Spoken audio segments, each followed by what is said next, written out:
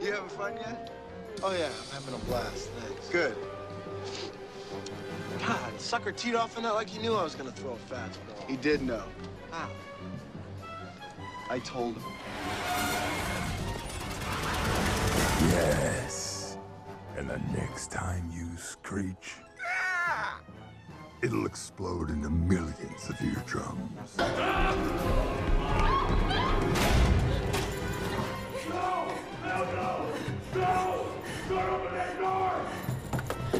Just so you understand, right now, out there on your own, your life expectancy is like here.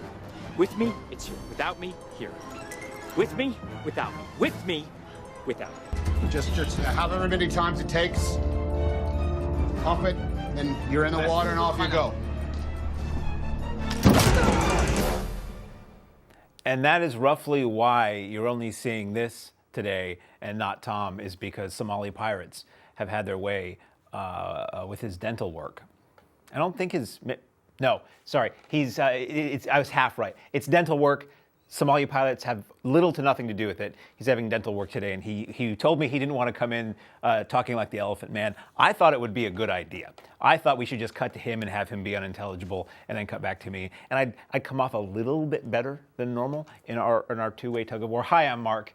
And I am today the Cinemaniac, going to go over what I saw in the theater this weekend and get some catch up all over the video section of the program. First up is a film that I saw last night. It is in general release. It is also available on iTunes and on demand and such. It is a documentary about 70s, 80s, and to this very day, rocker Joan Jett, and the story of how she rose to power and fame and prominence in having, despite with a bad reputation. So, if there's any question as to what this movie is about, it's about Joan Jett kicking ass and taking names and doing really, really, really solid work for 20 or 30 years. So I really enjoyed this. I love Joan Jett. I love rock and roll. So, one hand washes the other. And it's nothing revolutionary to me. The film wasn't, unless you don't know anything about Joan Jett and you just know the music. It kind of played to me like a slightly longer Behind the Music, which is fine. Behind the Music was really, really good as it lasted. You get pretty much a linear story of Joan Jett. You see some amazing footage and photos of her as a much younger woman pre-rock and roll, and it doesn't even look like the same person. It's amazing how much she changed over the years when she finally found that look with the black hair and the leather jackets and all that. What was surprising to me, from a very shallow level, seeing the I Love Rock and Roll video in color. I didn't know it was shot in color. That was very exciting. And they played pretty much in full, which was cool. That was that's my introduction to Joan Jett. I'm sure it was for a lot of people in the early days of MTV. They played the hell out of it. More than funny enough, you've learned in the movie, more than the record company wanted them to play it, but it actually worked out in their favor. So you get Joan Jett's story of, picking up a guitar, wanting to do this thing, the Runaways, in a sort of encapsulated version of that. There are documentaries about the Runaways and a feature, mostly nonfiction feature film based on them for a couple years ago. And then you get the solo years up to today, up to just a couple years ago, really. And you find out how hard it was for her to get where she got, which I was unaware of. They interview a lot of people who knew her back then. They do a little of what I'm not a fan of, which is interviewing people who are popular now. I always feel like that's trying to legitimize somebody in the eyes of the people of today. I don't particularly care what Miley Cyrus has to say about anything, let alone Joan Jett, but she's in there for whatever good that does. But overall, it's just a lot of the things that people say, though, when you have the celebrity talking heads, it goes beyond she's great and I like her. There's some eloquent and very interesting thought behind what the people are saying there, which are things I might not have known or realized, so that was pretty cool. A lot of performance footage, a lot of music footage. Makes you want to go out and buy some Joan Jett records, which have just been added to all the online streaming services I found. And I really enjoyed Bad Reputation. It, for me, was nothing groundbreaking. I felt like it could have been longer. I felt like I didn't really get to know Joan Jett too deeply in this film. It focuses, I guess, more on just the career aspect of her life, but that's fine. And it did what a movie like this should do, is that it makes me want to dig out my Joan Jett records and listen to them. So mission accomplished there. Up next, a film that probably is playing a little closer to you. This is a family film, fun for the whole Manson family. It says takes place in the Himalayas. the civilization of Yetis, Bigfoot, if you will, find that there is a strange interloper that we were told doesn't exist and is extremely dangerous. And what do you do when a society of Bigfoot comes across a Smallfoot? To equal the crisp, delicious flavor of hot popcorn that's bathed in real melted butter. So this is one I would qualify more for the kids than anybody else. I saw it at a matinee, fairly well attended. Grown-ups and kids. Didn't hear a whole lot of laughter from either, but I think maybe it's aimed a bit more at kids. It was okay. I didn't know much about this going in. The visuals were okay. It looks like, I saw it in 2D, it looks like it probably would be pretty well served in 3D. A lot of the moving through landscapes and areas and objects and things. It wasn't so hyperactive that I don't think the 3D would benefit. I think it would probably be pretty good.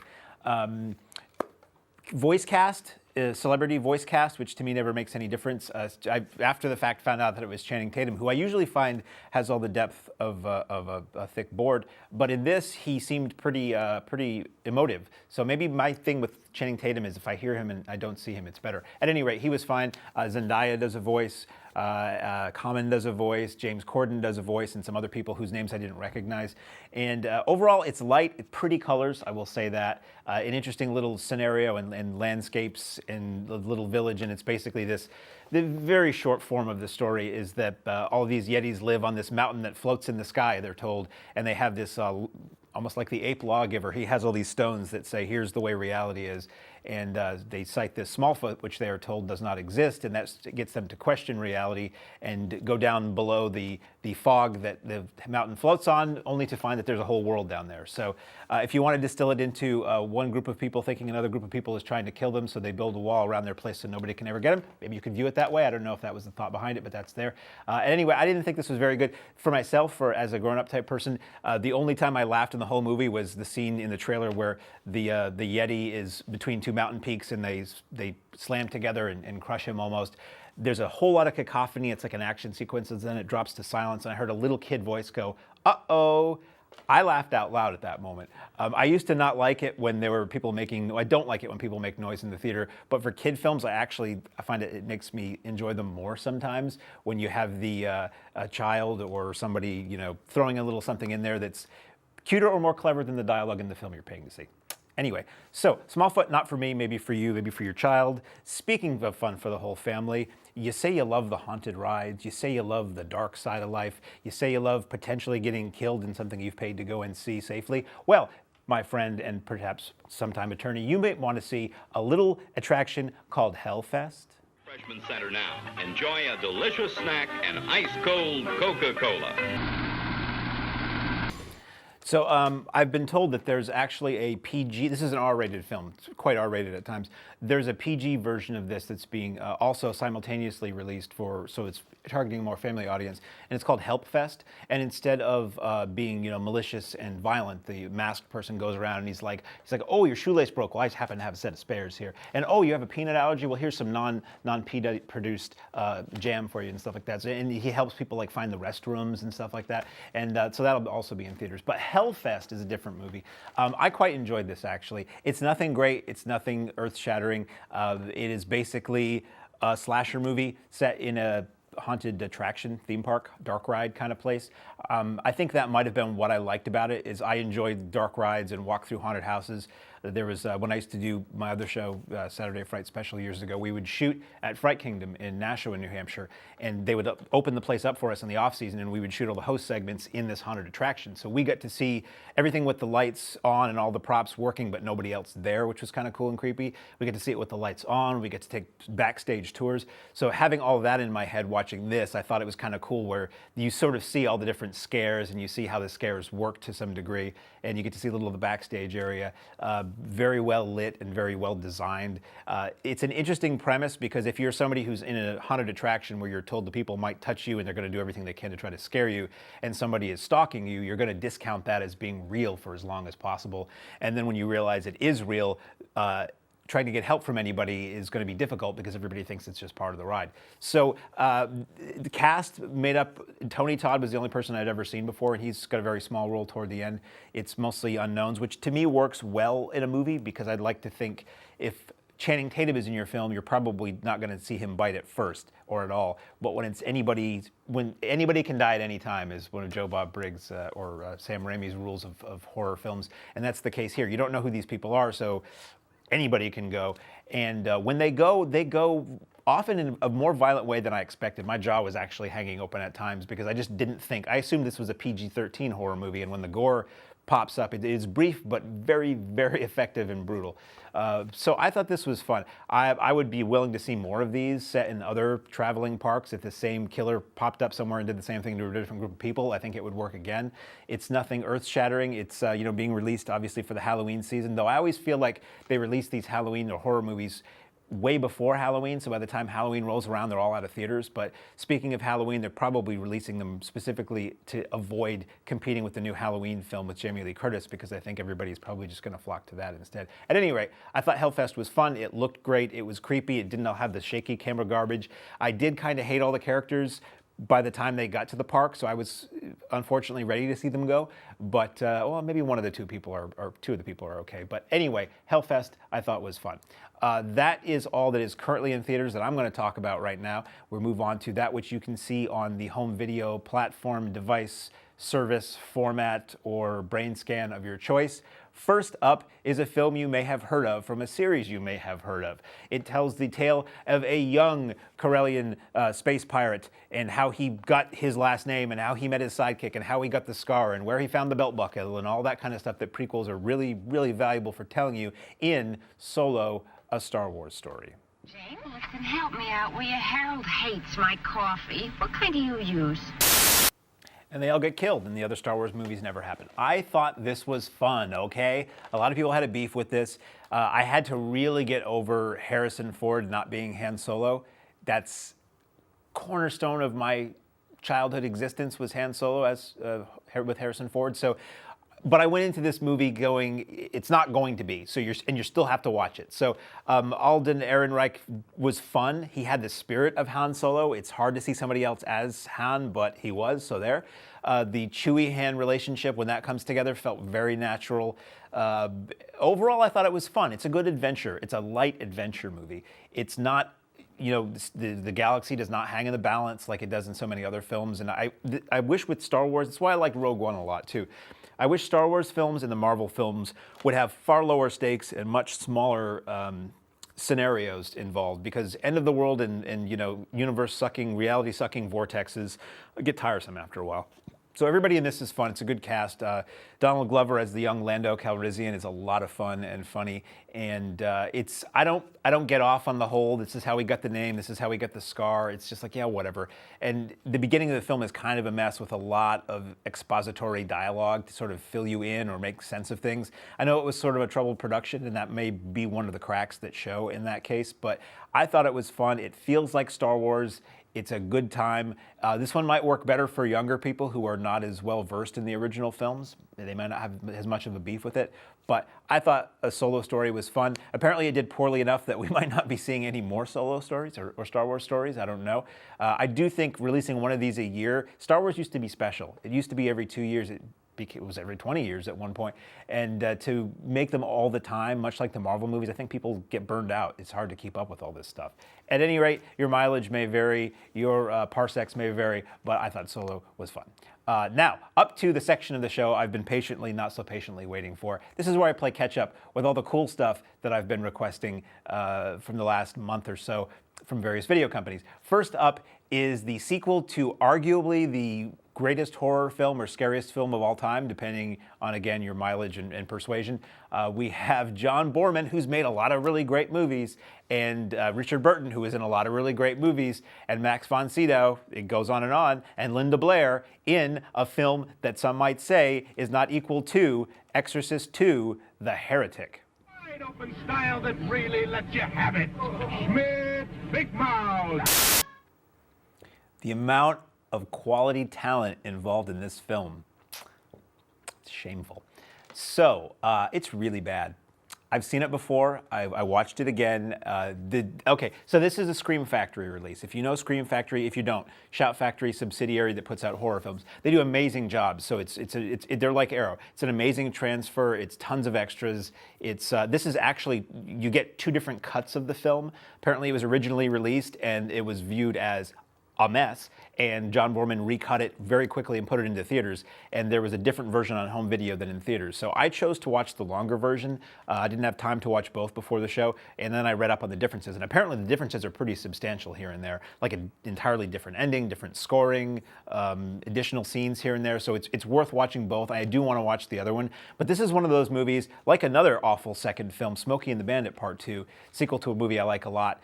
I watch it and I'm like, wow, that really doesn't work. And then 5, 10, 20 years pass, I watch it again and I'm like, yeah, that still doesn't work. And funny enough, I watched that trailer, which is all you really need of Exorcist II. Find the trailer with that funky music and that will be a better experience than Exorcist II. It'll intrigue you, it'll excite you, and you'll tap your toe, which does not happen during Exorcist II. It's boring. Okay, so Exorcist II is Richard Burton is a priest who Father Merrin, which is Max von Sydow from the first film, has died, and he wants to find out why he died, or if he had become a Satanist or something like that. So he's interviewing people, and he finds now slightly older Reagan, Linda Blair from the original film, and she's tap dancing, and she's meeting with Louise Fletcher as a therapist and doing some kind of weird psychic headband experiments, and she winds up zapping her mind into the spirit of Pazuzu, who was the demon that did, I believe, the demon that possessed her in the original film. And there's POV shots of locusts attacking Africa and James Earl Jones in a locust mask with face paint. It's just really bad, folks. It's really not good. It's mostly dull. It's mostly a lot of people talking. It's a couple of weird instances. You get some flashbacks. They go back to the house from the original Exorcist, and you see somebody else dressed as Linda Blair in that makeup because she wouldn't put it back on for the second movie. And it's just, oh, golly gosh.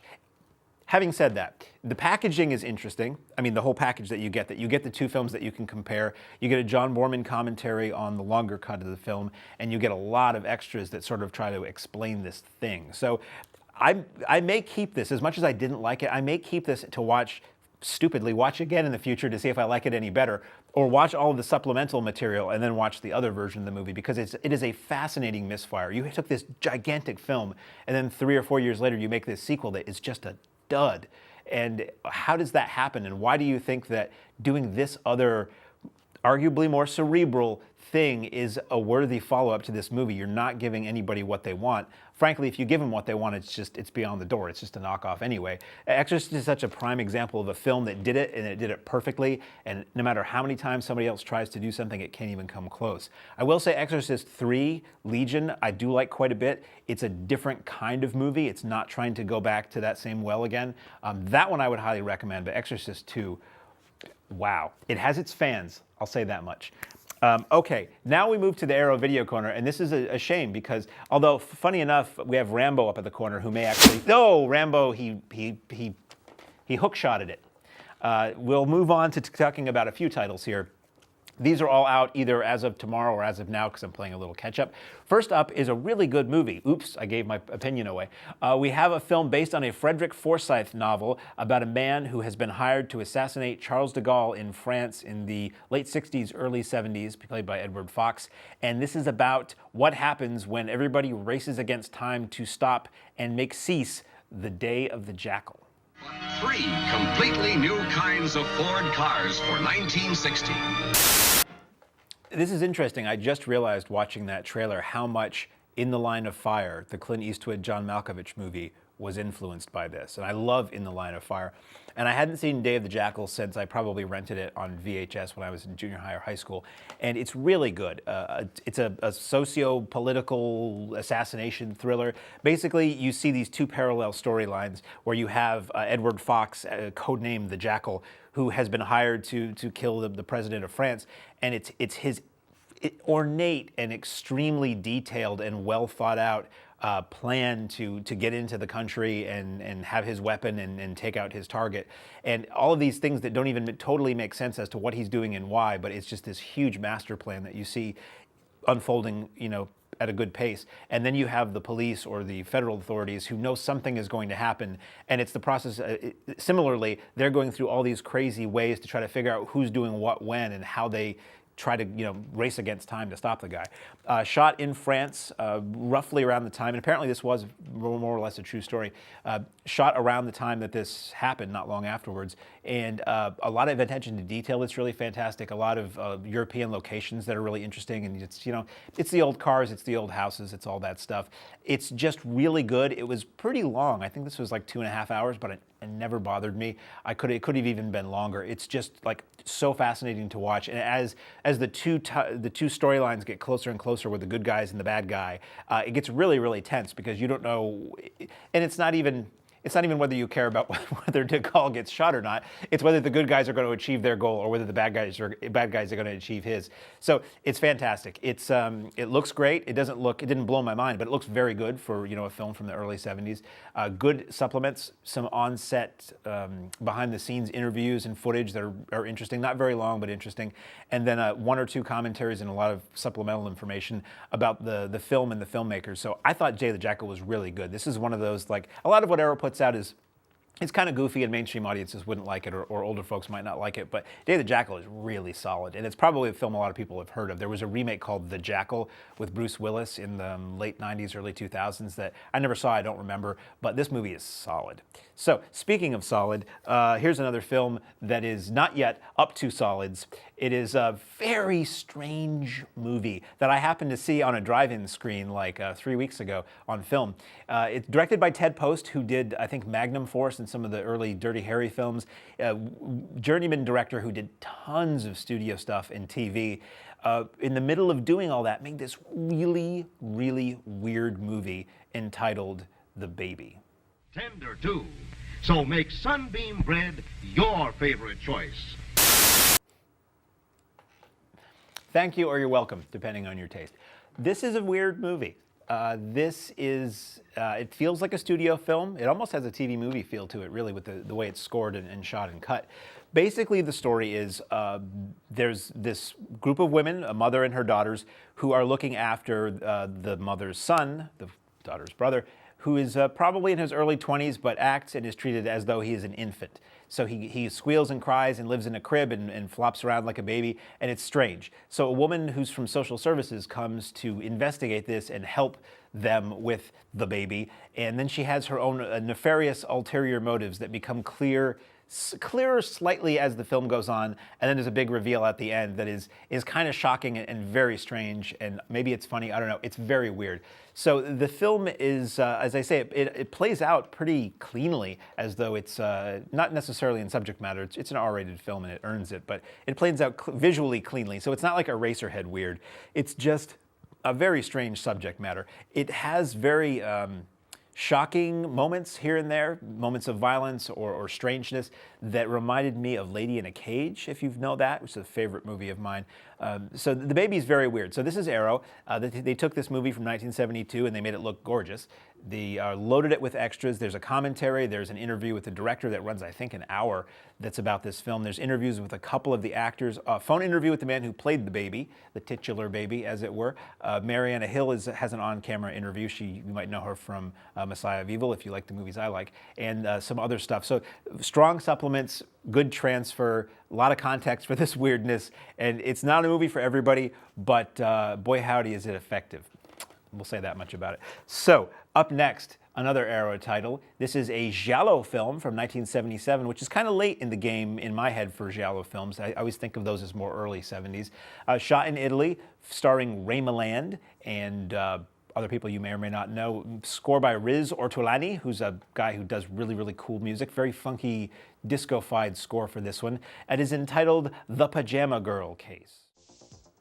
So this is a giallo, which generally means Italian crime thriller. Usually they're like a slasher or crime films. This was unusual for me in that this was shot in Sydney, Australia, which is typically they're Italy, typically they're Rome. Sometimes they shoot them in New York, or they shot them in New York, but this was Australia. And Ray Milland is a lot of fun as this like foul-mouthed, sour ex-cop who comes back in for this case where a woman is found sort of badly burned in a car on the beach by this little girl, and they're trying to figure out who she was, and once they figured that out, they're trying to figure out who did it. So this film is, it's sort of a standard giallo, but there's a huge pull the rug out from under you switcheroo at the end that I never saw coming. And when I realized it, it makes you rethink everything you saw in the film earlier. And it's a structural thing in how they depict everything. And once I realized what they were doing, I was like, oh, wow, yeah, because an element of the film didn't make sense to me until I realized this at the end, and then it made sense and it was interesting. It is very sleazy. It is a lot of nudity. It is a lot of gore. It is profanity. Set to a disco beat. So I really, having said all that, I really liked this movie. It was a lot of fun. I had never seen it before. I didn't know what to expect. The visuals were really good. Nice locations in Australia. And extras on this. So the transfer, okay, it's Arrow, so the transfer is great. Extras are a feature-length commentary by the Italian giallo historian. So you get, those are cool because you get a lot of information about this movie. You get explanation of plot points, but then you also get, here's the history of this person you're looking at. Here's the history of this person. So you get a larger context. You get a whole lot of histories on various elements of everybody who worked on the film and the genre itself, in addition to the film. And I like that because maybe there's 2 hours of things to say about Pajama Girl Case, but in this case, we get a lot of other stuff too. A lot of extras on this, as usual for those giallo releases from Arrow. You have bits about the music, bits about the director, bits about the actors, the film itself, an appreciation of the style of film, and that's probably at least another good hour's worth of material there. So I really enjoyed Pajama Girl Case. I've been loving all of these obscure to me giallo that Arrow is putting out, so it makes me very happy to expand my knowledge on that and see more movies from an era that I love that I've never seen or have never heard of. So one more Arrow is, speaking of weird and gruesome and not fun for the whole family, we have a tawdry tale of a man who goes to a strange area of Japan and finds out what lurks on this strange and gruesome island wherein lie the horrors of malformed men. This one's weird, but I like it. This is from 1969. This is a Toei film, which was sort of like, in Japan you had Toho, which did Godzilla and a lot of other things, and then Toei was sort of the other big studio, at least as far as I know. I could be incredibly wrong on this. So basically the story is this man goes undercover as the dead son of a rich man to find out who committed a murder, and the investigation leads him to this island, or a seaside area with an island near it, and basically the person who's supposed to be his father has fled to this island to create his perfect vision. So it's sort of like a Moreau kind of thing. So it's this strange, long, late period Howard Hughes looking guy on an island who's making all of the people who are island natives do these very bizarre dances and rituals and look and act in strange ways to fulfill his vision of a perfect society. It is off the rails wacky, I have to tell you. It's very visually interesting, though. You have people in body paint doing strange dances and strange structures, and it's very hard to describe, but I liked it a lot. So there's, as always with Arrow, it looks and sounds great. It's a good, funky late 60s score to this thing, and a good amount of extras in terms of, again, as I always say, what the director had done previously. It's based on a story by Rampo, who you may or may not know, Japanese sort of writer, let's just say. And there's a lot of context for all of that. So it is another great package from Arrow for a film that I'd only ever heard the title of. Back in the old tape trading days on the internet, you'd have lists of titles, and that's one that would pop up again and again in these weird trading circles I was in. I never knew what the movie was. Well, now I found out in the best way possible. I always say Arrow is my criterion. They put out the kind of movies I like, and they do an amazing job, and they charge, well, maybe Arrow charges similar to Criterion prices, but to me, I like Arrow better, so there's that. So that's all from Arrow. There's one more film that I'm playing catch-up on that is several weeks old, which is to say it's out now from the MVD Marquee Collection, I believe. MVD, we've been talking about, have been putting out a lot of older titles. Films that feel like they came out 5 minutes ago, but apparently it's been 20 years once I looked them up. And here's a film that features, oh no, we don't have a clip for this, so I'll just talk about it. It's Autumn in New York, which came out in the early 2000s. It stars Richard Gere and Winona Ryder, and it is about a May-December romance with a tragic twist to it.